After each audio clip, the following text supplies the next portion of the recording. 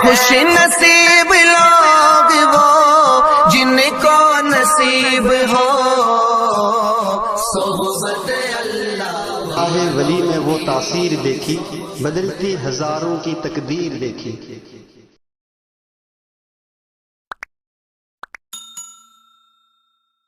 بسم اللہ الرحمن الرحیم۔ الحمد للہ رب العالمین والعاقبۃ للمتقین والصلاة والسلام علی سیدنا محمد وعلی آلہ واصحابہ اجمعین ومن تبعہم بإحسان الی یوم الدین، او کما قال علیہ الصلاة والسلام۔ فقد قال اللہ تبارک وتعالی فی کتابہ الکریم والفرقان الحمید، اعوذ باللہ من الشیطان الرجیم، بسم اللہ الرحمن الرحیم۔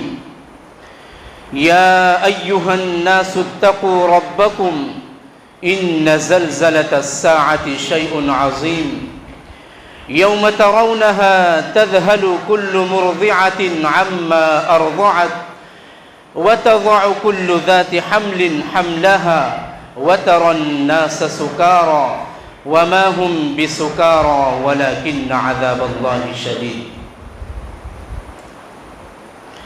وقال الله تبارك وتعالى في موضع آخر، ان اولیاء اللہ لا خوف علیہم ولا هم يحزنون۔ وقال النبی صلی اللہ علیہ وآلہ وسلم، الدنیا مزرعۃ الآخرہ، او کما قال علیہ الصلاة والسلام۔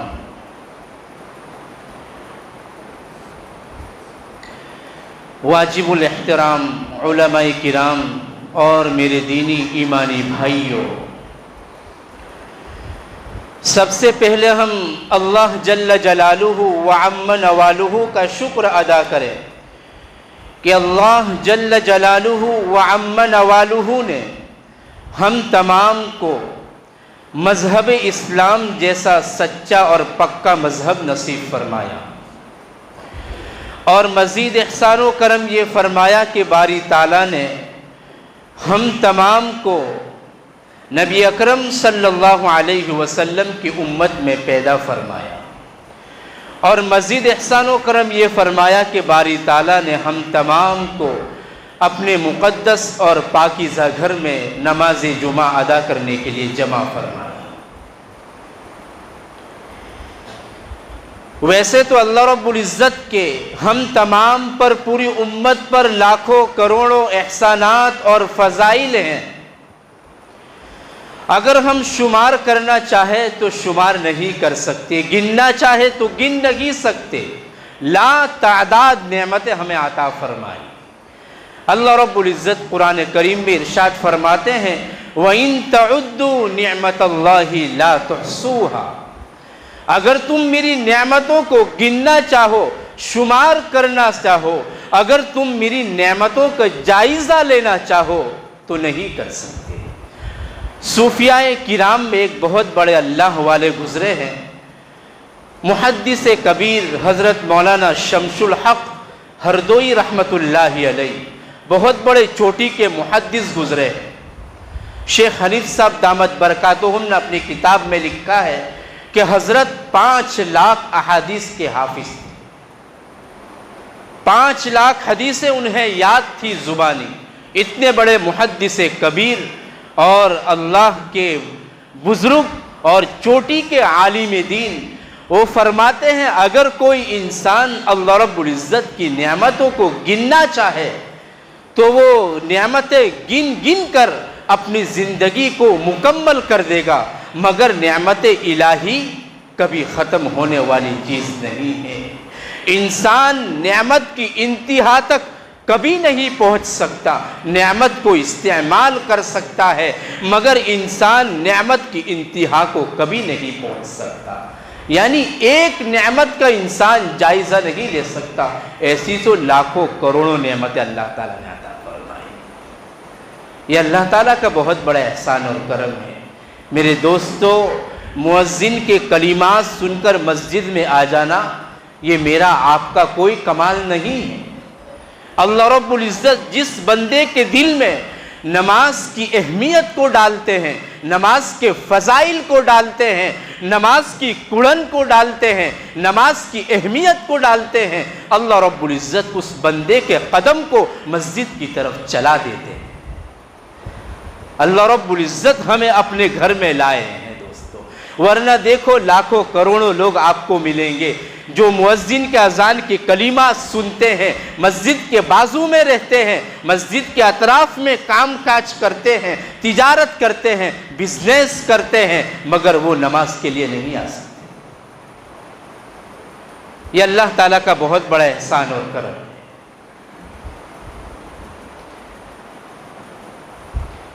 इसलिए मेरे दोस्तों अल्लाह रब्बुल इज़्ज़त का शुक्र अदा करें।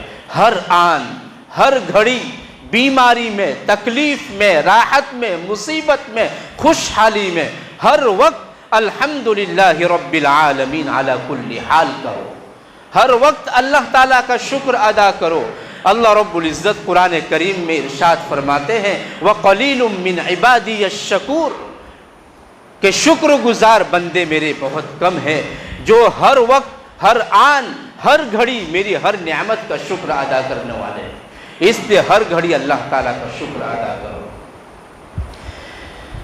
मेरे दोस्तों, मैंने जो आप हजरात के सामने कुरान करीम की 2 आयतें तिलावत फरमाई, नबी अकरम सल्लल्लाहु अलैहि वसल्लम की एक हदीस मुबारक तिलावत फरमाई। अल्लाह रब्बुल इज़्ज़त कुरान करीम में इरशाद फरमाते हैं या अय्युहन्नासुत्तक़ू रब्बकुम इन्न ज़लज़लतस्साअति शैउन अज़ीम, कि ए लोगो तुम अल्लाह रब्बुल इज़्ज़त से डरो, अल्लाह रब्बुल इज़्ज़त का खौफ दिल में पैदा करो, क्योंकि इन्न ज़लज़लतस्साअति शैउन अज़ीम, क़यामत का जो ज़लज़ला है ये बहुत बड़ी चीज़ है। ये ज़लज़ले तो कुछ नहीं है मेरे दोस्तों। इन ज़लज़लों के वीडियोज़ और फोटोज़ आ जाते हैं जब क़यामत का ज़लज़ला बरपा होगा। जब क़यामत का ज़लज़ला आएगा कोई फ़ोटो और वीडियो लेने वाला मौजूद नहीं होगा। पूरी ज़मीन तहल महल जाएगी और पूरी ज़मीन अपनी करवटें बदल देगी। ये जो बड़े बड़े पहाड़ है वो रूई के गालों की तरह उड़ते फिरेंगे, सितारे टूट फूट कर गिर पड़ेंगे। क़यामत का जो ज़लज़ला है मेरे दोस्तों, उसका कोई फ़ोटो नहीं ले सके। ये जो सीरिया, शाम और तुर्की में जो ज़लज़ला आया, मेरे दोस्तों ये हमारे लिए बहुत बड़ी इबरत की चीज़ है, क्योंकि अल्लाह रब्बुल इज़्ज़त हर चीज़ पर कादिर मुतलक है। अल्लाह ताला हर चीज़ पर कादिर है। कब चाहे, जब चाहे, जहाँ चाहे ज़मीन को हिला सकते हैं। ये सारी कुदरत अल्लाह रब्बुल इज़्ज़त के कब्ज़े कुदरत में। कुरान करीम में शाब इरशाद है इन्नल्लाह अला कुल्ली शैइन क़दीर, अल्लाह ताला हर चीज़ पर कादिर है। हर चीज़ की ताकत और क़ुव्वत अल्लाह रब्बुल इज़्ज़त के पास है। जब गुनाह आम हो जाते हैं, ज़ीनाकारी आम हो जाती है, शराब नोशी आम हो जाती है, उर्यानियत आम हो जाती है, औरतों का नंगापन आम हो जाता है, शर्म व हया ख़त्म हो जाती है और दिलों से अल्लाह रब्बुल इज़्ज़त का डर निकल जाता है, नबी की सुन्नतों का जनाजा निकल जाता है, नबी का इश्क ख़त्म हो जाता है, तो फिर अल्लाह रब्बुल इज़्ज़त ज़लज़लों के ज़रिए ज़मीन को हिलाते हैं, लोगों को मुतवज्जह करते हैं। कहाँ जा रहे हैं? मुझे छोड़कर कहाँ जा रहे हैं? मुझे भूल कर कहाँ जा रहे हैं? मेरे महबूब की सुन्नतों को छोड़कर कहाँ जा रहे हैं? आ जाओ मेरे करीब आ जाओ, मैं तुम्हारी दुआओं को सुनने वाला हूँ, मैं तुम्हारी मुहताजी को ख़त्म करने वाला हूँ, मैं तुम्हारी हर हाजत को पूरी करने वाला हूँ। मुझे भूल कर कहाँ जा रहे हैं? हज़ारों बच्चे यतीम हो गए, हज़ारों औरतें बेवा हो गई, हज़ारों लोग मन मट्टी के नीचे दब गए। मेरे दोस्तों, शाम और सीरिया और तुर्की जिस ज़मीन के मालिक अल्लाह रब्बुल इज़्ज़त ही है, याद रखना हमारी ज़मीन के मालिक भी अल्लाह रब्बुल इज़्ज़त है।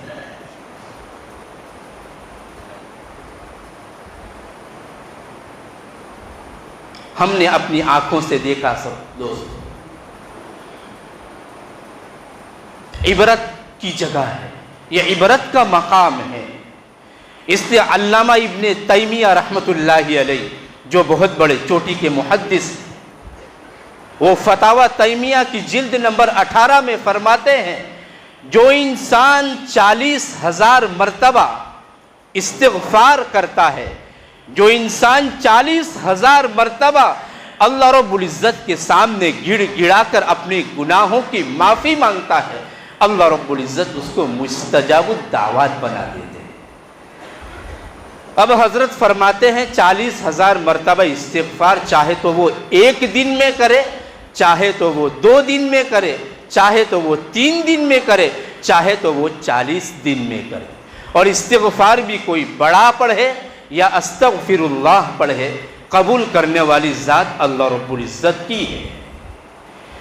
آنسو کا ایک گرم قطرہ، حضرت مولانا تقی عثمانی دامت برکاتہ فرماتے ہیں آنسو کا ایک گرم قطرہ انسان کی زندگی کے سارے گناہوں کو پاک صاف کر دیتا ہے۔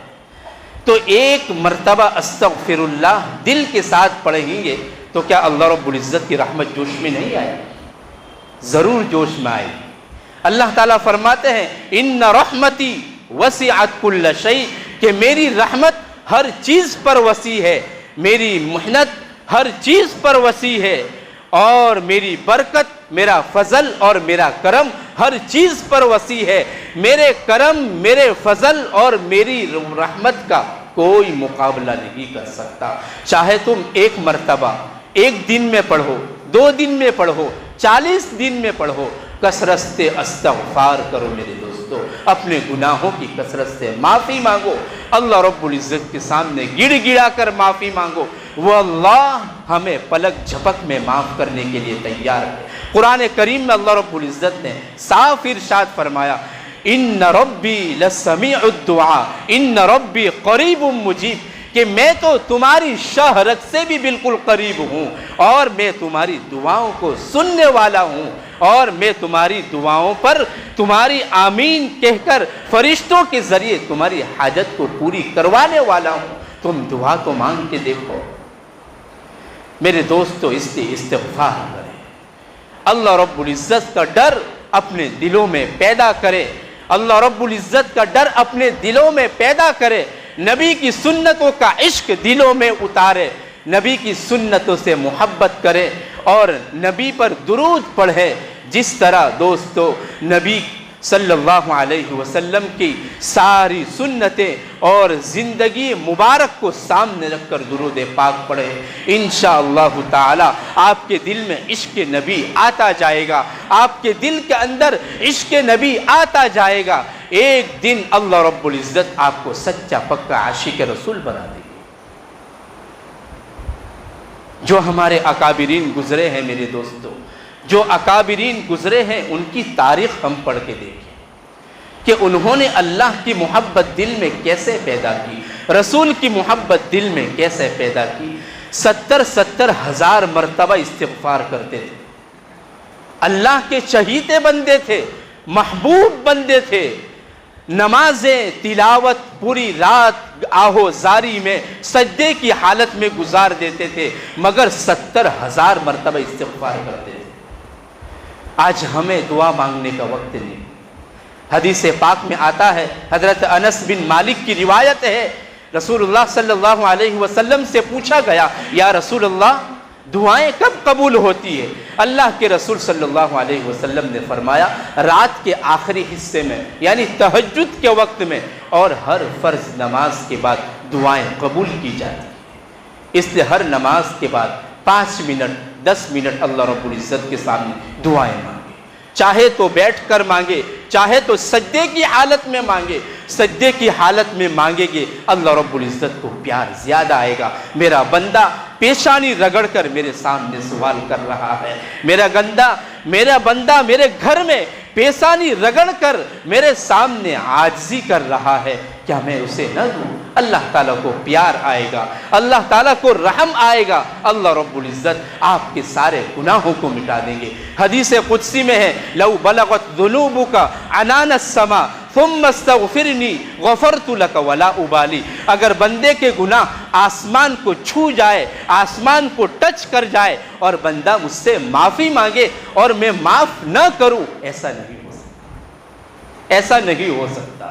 اللہ رب العزت فرماتے ہیں میں تو معاف کرنے کے لیے تیار ہوں اور میں معاف کرنے والا ہوں، اور مجھے کوئی پوچھنے والا نہیں ہے کہ تم نے ان کو کیوں معاف کیا۔ اس سے میرے دوستو دعا اور استغفار کرے۔ جو ہمارے بھائی اور بچے شہید ہوئے ہیں، جو لوگ شہید ہوئے ہیں، ہمارا اخلاقی فریضہ بنتا ہے کہ ہم ان کے لیے دعائیں کریں، دعائیں مغفرت کریں، اور جو بچے یتیم ہوئے ہیں اللہ رب العزت سے دعا کرے کہ اللہ رب العزت ان کی کفالت کا بہترین انتظام فرمائے۔ چھوٹے چھوٹے معصوم بچے، ان کے ماں باپ چلے گئے مگر وہ اکیلے رہ گئے، اللہ رب العزت ہر ایک کو روزی دینے والے ہیں، ہر ایک کی کفالت کرنے والے ہیں۔ لوگ کہتے ہیں ماں باپ چلے جاتے ہیں اس کے بعد کوئی کسی کا نہیں ہوتا۔ میرے دوستو ان اللہ معنا، اگر پوری دنیا اجڑ جائے اللہ رب العزت ہمارے ساتھ ہے، اللہ رب العزت کسی کو بچھڑنے نہیں دیتا۔ شیخ سعدی رحمت اللہ علیہ اور ان کے والدین بچپن سے چلے گئے، ماں باپ بچپن سے چلے گئے، رشتہ دار تباہ و برباد ہو گئے، وہ تنہا اکیلے علم حاصل کیا، بڑے شیخ بنے، مگر اللہ رب العزت نے انہیں بیکار نہیں جانے دیا۔ شیخ سعدی رحمت اللہ علیہ فرماتے ہیں میں تنہا بڑا ہوا، میرے پیر پر میں پڑھا، عالم بنا، شیخ بنا، مگر میرا یقین تھا کہ میرا اللہ مجھے ضائع نہیں فرمائیں گے۔ اللہ نے ان کو بڑا شیخ بنایا۔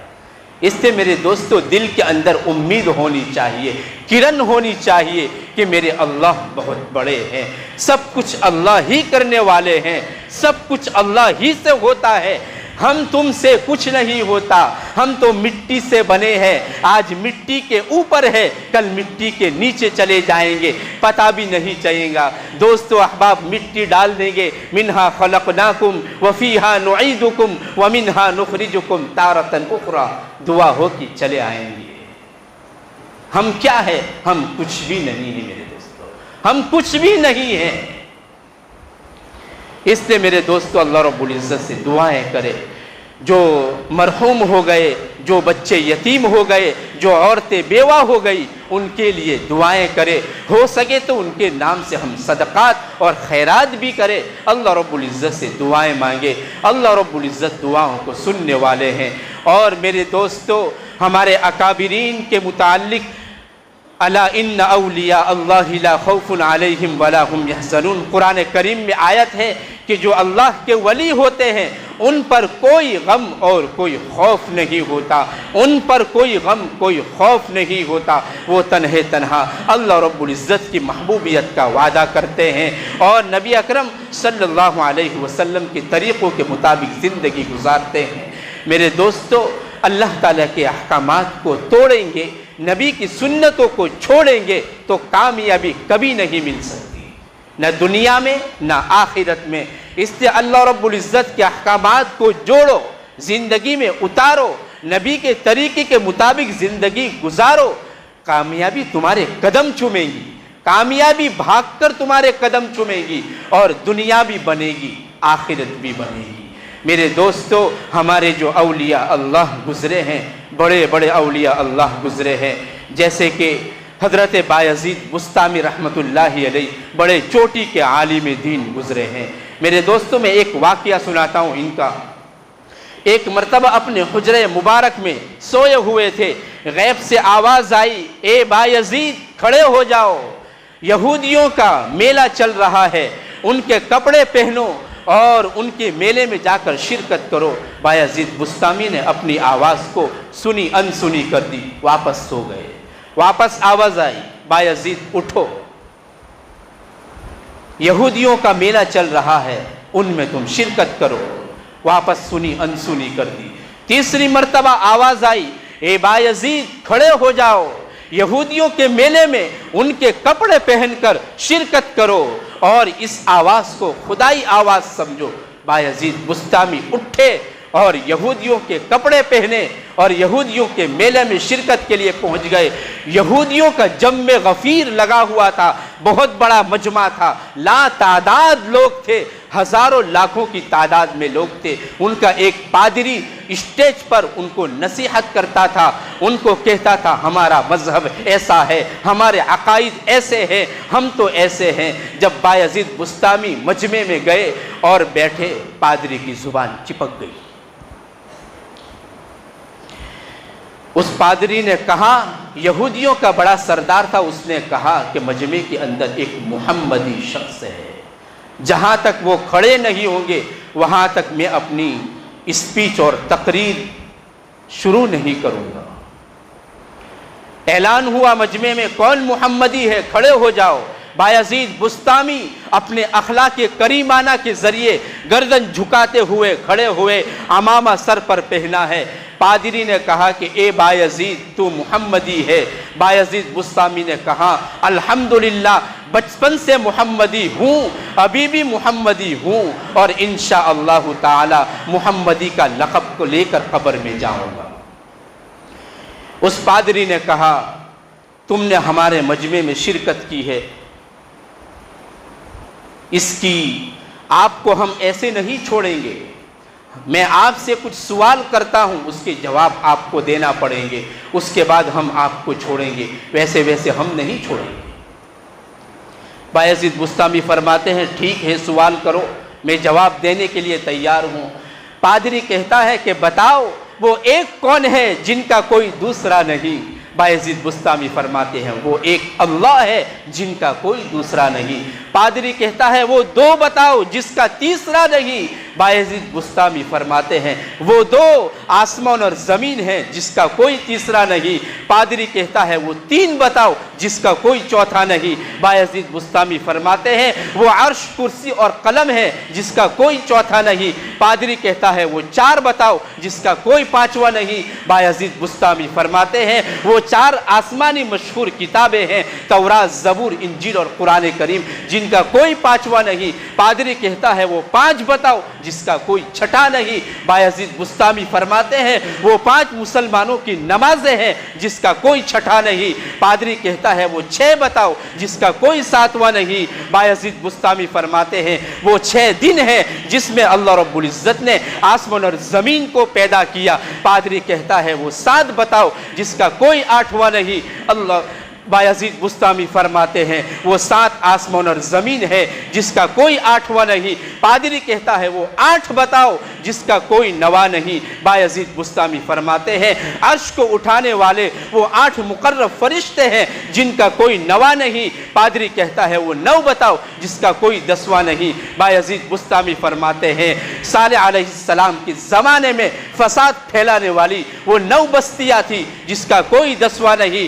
پادری کہتا ہے وہ 10 بتاؤ جس کا کوئی 11واں نہیں۔ بایزید بسطامی فرماتے ہیں حج تمتع کرنے والا اگر قربانی پر طاقت نہ رکھتا ہو تو مسئلہ ہے وہ 10 روزے رکھے گا جس کا کوئی 11واں نہیں۔ پادری کہتا ہے جب بھینس چلاتی ہے تو کیا کہتی ہے؟ بایزید فرماتے ہیں فسبحان اللہ حین تمسون وحین تصبحون کہتی ہے۔ پادری کہتا ہے جب بیل چلاتا ہے تو کیا کہتا ہے؟ بایزید بسطامی فرماتے ہیں سبحان اللہ وبحمدہ سبحان اللہ العظیم کہتا ہے۔ پادری کہتا ہے جب گدھا چلاتا ہے تو کیا کہتا ہے؟ بایزید بسطامی فرماتے ہیں کہ ٹیکس وصول کرنے والے پر اللہ کی لعنت ہو۔ پادری کہتا ہے وہ کون سی قبر ہے جو اپنے مدفون کو ساتھ میں لے کر چلی؟ بایزید بسطامی فرماتے ہیں وہ حضرت یونس علیہ السلام کی مچھلی ہے جو ان کو پیٹ میں ساتھ میں لے کر چلی۔ پادری کہتا ہے وہ کون سا پانی ہے جو نہ آسمان سے برسا ہے نہ زمین سے نکلا ہے؟ بایزید بسطامی فرماتے ہیں وہ حضرت سلیمان علیہ السلام نے جو بلقیس کو پانی بھیجا تھا نہ زمین سے نکلا تھا نہ آسمان سے برسا تھا، وہ گھوڑے کا پسینہ تھا۔ اس کے بعد پادری کہتا ہے وہ کون سی قوم ہے جو سچ بولی مگر جہنم میں جائے گی؟ بایزید بسطامی فرماتے ہیں وہ تیری قوم ہے، وہ تیری قوم ہے جو ایک دوسرے پر الزام لگا رہی ہے، مگر تم لوگ جہنم میں جائیں گے۔ اس کے بعد پادری خاموش ہو گیا۔ اس کے بعد حضرت بایزید بسطامی نے فرمایا، میں آپ سے ایک سوال کرتا ہوں، جواب دو گے؟ پادری نے گردن جھکا دی اور کہا، اپنی قوم کے لوگوں سے دیکھ کر کہا کہ دیکھو یہ مجھے سوال کر رہے ہیں۔ بایزید کہتے ہیں، میں نے آپ کے اتنے سارے سوالات کے جوابات دی، آپ میرے ایک سوال کو جواب دو۔ سارے لوگ پادری سے کہنے لگے، آپ گھبرائیے نہیں، آپ کو یہ جو سوال کریں گے، آپ جو جواب دیں گے، ہم اس پر عمل کرنے کے لیے تیار ہیں۔ بایزید بسطامی فرماتے ہیں، پادری صاحب بتاؤ جنت کی کنجی کیا چیز ہے؟ پادری کہتا ہے، لا الہ الا اللہ محمد الرسول اللہ صلی اللہ علیہ وسلم۔ ادھر پادری نے کلمہ پڑھا، لاکھوں کے مجمع نے بایزید بسطامی کے ہاتھ پر ایمان قبول کر لیا۔ میرے دوستو، یہ اللہ کے ولی ہوا کرتے تھے، یہ اللہ کے دوست ہوا کرتے تھے، یہ اللہ کے محبوب ہوا کرتے تھے۔ بایزید بسطامی 7 سال کی عمر تھی، والد محترم کا انتقال ہو گیا۔ جب عالم بن کر گھر پر آئے، دروازے پہ دستک دی، ماں اندر سے پوچھتی ہے کون ہے؟ بیٹا کہتا ہے آپ کا بیٹا بایزید ہوں۔ ماں نے دروازہ کھولا، اپنے بیٹے کو سینے سے لگایا اور پیشانی چومی۔ نور تھا چہرے پر، شریعت کا نور تھا، محمد صلی اللہ علیہ وسلم کے طریقوں کا نور تھا۔ پیشانی سے لگایا اور کہا کہ بیٹا بیٹھو، عالم بن کے آئے ہیں، میں آپ کے لیے دودھ لے کر آتی ہوں۔ اس سے پہلے وضو کر کے 2 رکعت نماز پڑھی، اللہ رب العزت سے دعا کی، باری تعالیٰ میں آج کے دن کے لیے منتظر تھی، میں آج کے دن کے لیے انتظار کر رہی تھی، میرے بیٹے کو آپ نے عالم دین بنا لیا، اب چاہے تو آپ مجھے اٹھا لے، چاہے تو زندہ رکھے۔ ابھی تو دعا کا ہاتھ منہ پر نہیں پھیرا تھا کہ والدہ محترمہ مصلی پر کلمہ پڑھتے ہوئے اس دار فانی سے رخصت ہو گئی۔ بایزید بسطامی تھے، اتنے بڑے چوٹی کے امام تھے، یہ بھی 4 لاکھ احادیث کے حافظ تھے۔ میرے دوستو، ایسے ایسے ہمارے اکابرین گزرے ہیں، ہم ان کے طریقوں پر چلیں گے، ان کی تاریخ پڑھیں گے تو زندگی گزارنے کا ہمیں سلیقہ ملے گا، زندگی گزارنے کا ہمیں طریقہ ملے گا۔ میرے دوستو، ہماری زندگی بالکل پیچیدہ ہو گئی، زندگی ہماری پیچیدہ ہو گئی، ہمارے پاس وقت نہیں، سب کچھ ہے دوستو، سب کچھ ہے۔ اپنی زندگی کا شیڈیول بناؤ، نظام الاوقات بناؤ، نمازوں کا، تلاوت کا، بزنس کا، تجارت کا، ماں باپ کی خدمت کا، ہر چیز کا نظام بناؤ، انشاءاللہ تعالی زندگی بہت آسان ہو جائے گی۔ میرے دوستو، وقت ہو گیا ہے، اللہ رب العزت سے دعا کرے، اللہ رب العزت ہم تمام کو کہنے سننے سے زیادہ عمل کی توفیق عطا فرمائے۔ این دعا ازمن و از جملہ جہاں آمین بعد، وآخر دعوانا ان الحمدللہ رب العالمین۔